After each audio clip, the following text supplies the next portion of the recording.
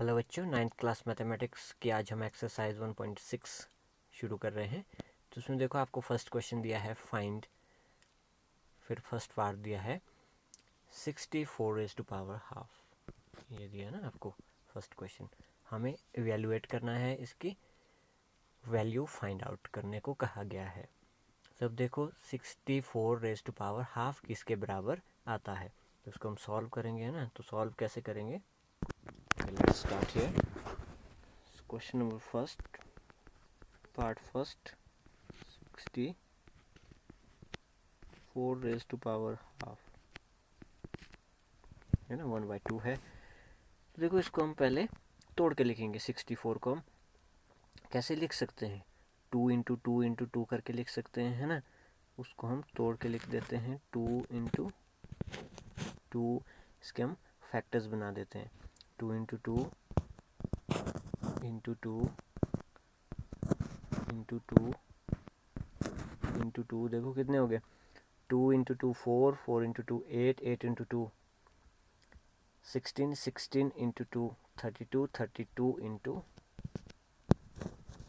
2 64 raise to power half.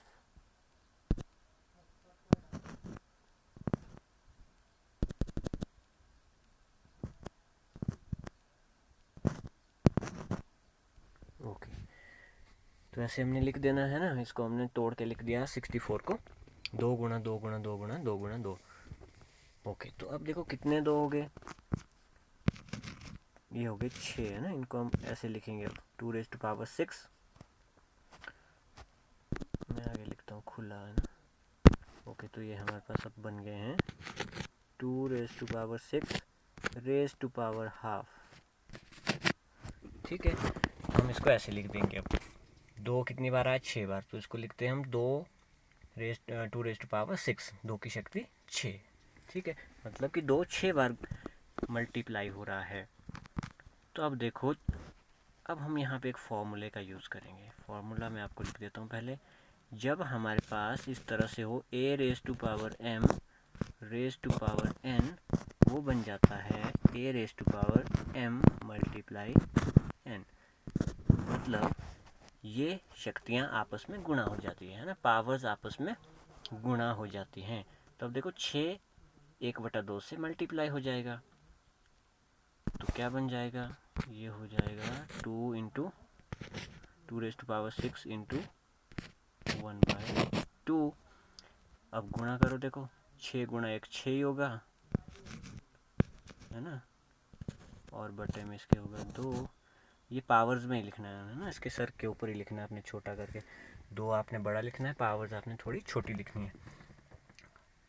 तो 2 को 6 को 2 से भाग करने पर कितना आता है, 3 दूने 6, तो कितना आएगा, 3 बच जाएगा इसके पावर में। 2 रेज़ टू पावर कितना आ जाएगा, 3। 2 रेज़ टू पावर 3 मीन्स 2 × 2 × 2।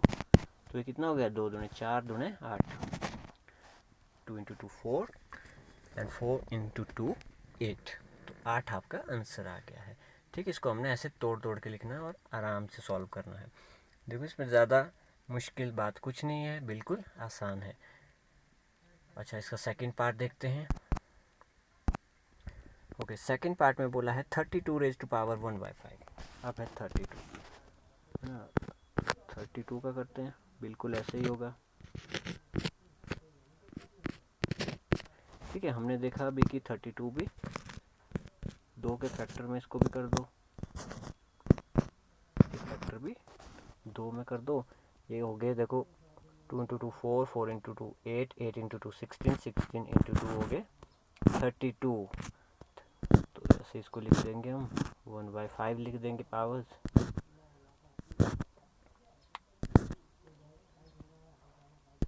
थोड़ा इसको साफ लिख देना ताकि क्लियरली विजिबल हो।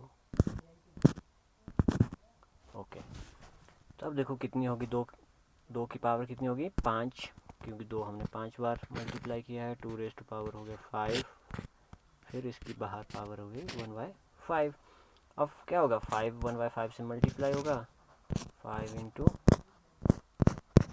1/5, 5 इंटू 5 हो गया 5, 5 5 कैंसिल हो जाएंगे, तो बचा कितना 2 raise to power 1, 2 raise to power 1 means 2. Okay, something raise to power 0 और 1 means okay, something, if something has power 0 then it means its value is 1. If something has power 1 then it means its value is the number itself. Okay, जब किसी की शक्ति 0 हो जाती है ना तो उसकी वैल्यू 1 के बराबर हो जाती है. अगर किसी की शक्ति 1 है तो वही संख्या आती है. इसका मतलब वो उतने बार गुणा हो रही है ना. Okay, move to part third. Third is 125 raised to power 1/3. Okay, third 125 raised to power 1/3. अब देखो, अब 2 के फैक्टर्स में नहीं आएगा ये, है ना.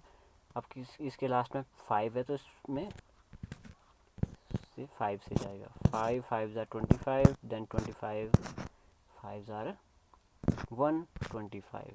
तो कितने आया हमारे पास, 5 गुणा 5 25 हो गए, फिर 25 5 125 हो गए, तो 5 में टूट गया ये. तो 5 3 बार है, 5 raise to power 3, then 1/3 again. 3 से 3 क्या हो जाएगा, कैंसिल हो जाएगा, तो बचेगा कितना, सिर्फ 5. 5 की पावर 1 बच रही है, it means answer is 5. Okay, question number 2. देखो सेकंड में भी बिल्कुल ऐसे ही है ना, बिल्कुल ऐसे ही करना है. Question number second, 9 raise to power 3/2.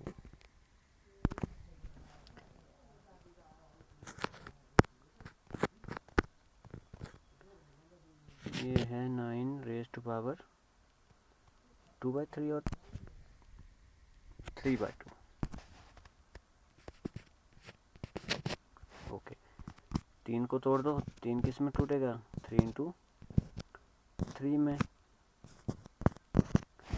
है ना. तो क्या आ गया, 3 रेज़ टू पावर 2 आ गई, और दोनों की पावर 3/2.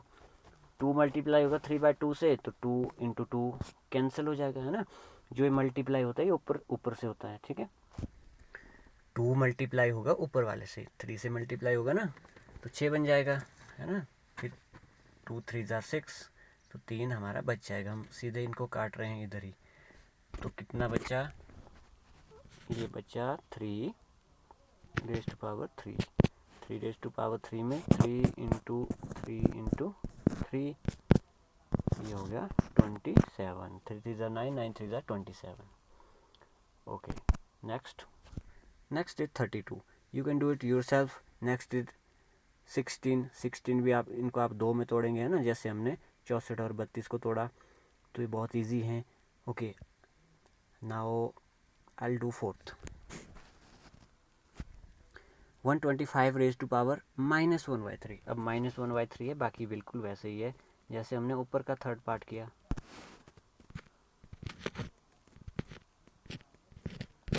है ना. -1/3 है. अब देखो किस में टूटता है ये, 5 गुणा 5 गुणा 5 में. पावर कितनी, -1/3. अब क्या हो गया नेक्स्ट में, 5 कितनी बार, 3 बार. ऊपर कितना, -1/3, 3 इंटू, ठीक है. अब क्या होता है, मल्टीप्लाई होता है ऐसे, ठीक है. ये आपने 5 के सर के ऊपर ही करना है. तो देखो 3 इंटू -1 कितना हो गया, आप इनको ब्रैकेट में ऐसे लिख सकते हैं ना. 3 इंटू -1 कितना हो गया, ये हो गया -3 डिवाइड में 3.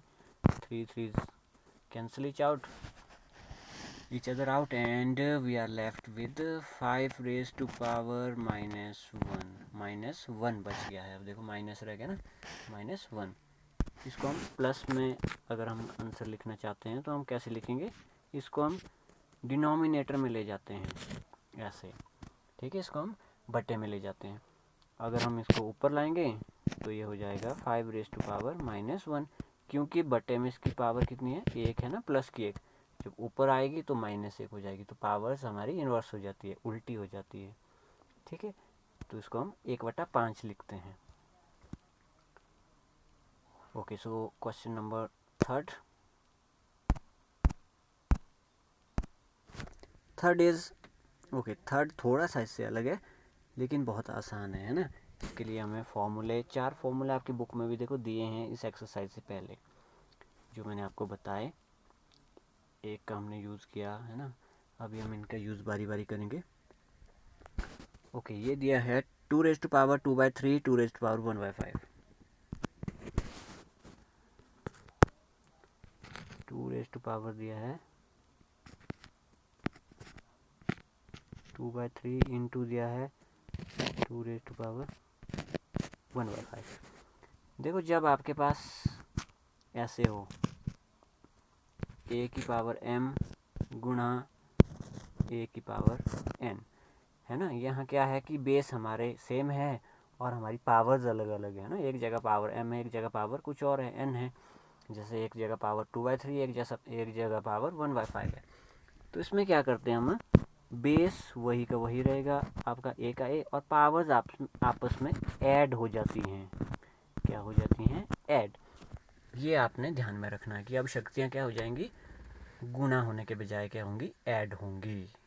ठीक है, तो चलो इसको इस फॉर्मूले के ज़रिए करते हैं सॉल्व। देखो, तो ये इक्वल्स टू किसको जाएगा, 2 का 2 रहेगा और ऊपर आपकी शक्तियाँ ऐड हो जाएंगी 2/3 प्लस 1/5। अब ऊपर ऐड हो गए तो कैसे करोगे, क्रॉस मल्टीप्लाई है ना। 5 इंटू 2 क्रॉस मल्टीप्लाई कैसे, ये नीचे वाली इधर गुणा 3 पार और नीचे भी डिवीज़न में भी। ठीक है, तो ये देखो कितना बन जाएगा, ये बन जाएगा आपका 2⁻5 इंटू 2 10 प्लस 3 इंटू 1 3 डिवाइड में 15 है ना। इसके सर के ऊपर ही करना है सब कुछ 2 के। तो 10 और 3 हो गए 13, 13/15 आ जाएगा आपका आंसर। ठीक है, तो कितना आ जाएगा ये, 2⁻13/15। तो ये थोड़ा बड़ा हो रहा है, 2⁻13/15 इज़ योर आंसर। ठीक है, बहुत आसान है। जैसे जैसे फॉर्मूले हैं उस तरह से हमने यूज़ करने हैं।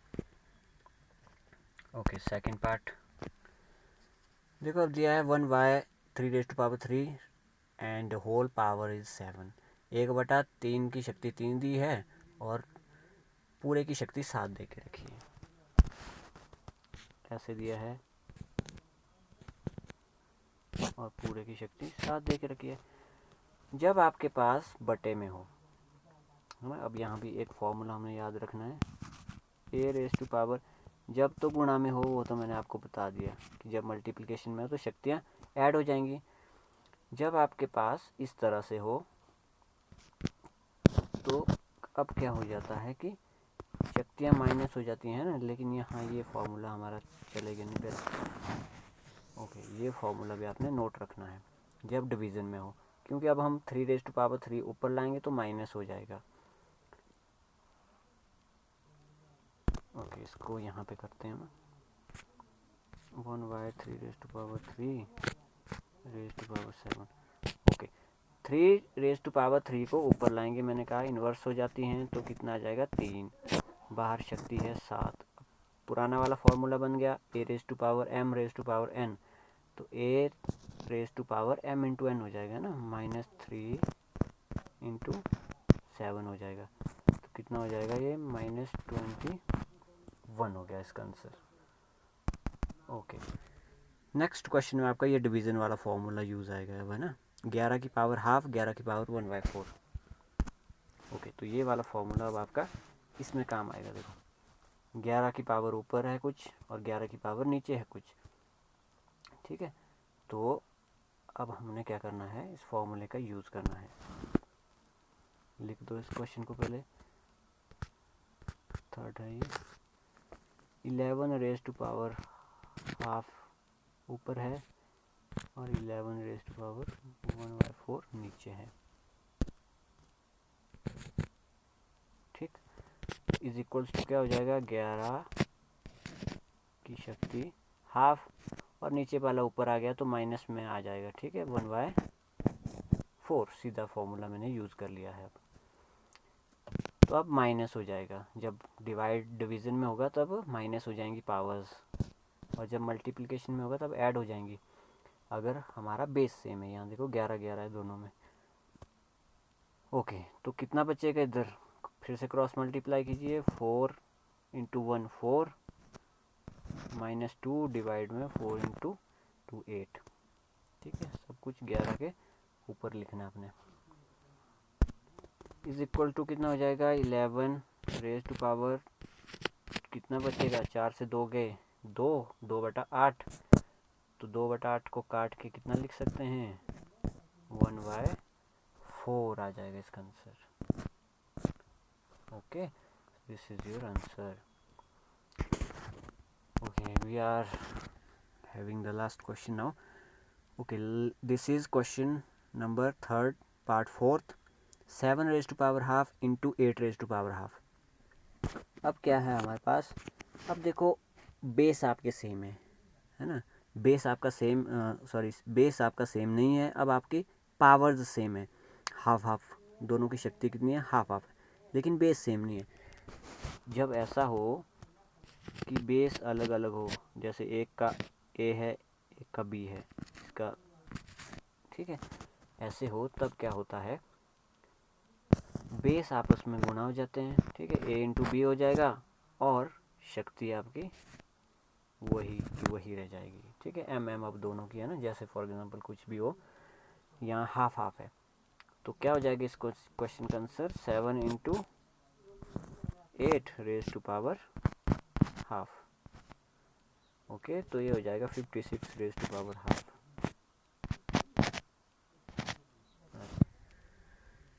तो ये आपके यहाँ पे कंप्लीट हो जाते हैं क्वेश्चंस, है ना। बहुत आसान है, दो मैंने सेकंड के 2 पार्ट आपको छोड़ दिए थे बहुत इजी करने के लिए, इनको आपने कर लेना। अगर किसी क्वेश्चन में आपको डाउट आता है या कोई सॉल्व नहीं होता आपसे, तो आप कमेंट और मैसेज ज़रूर करें।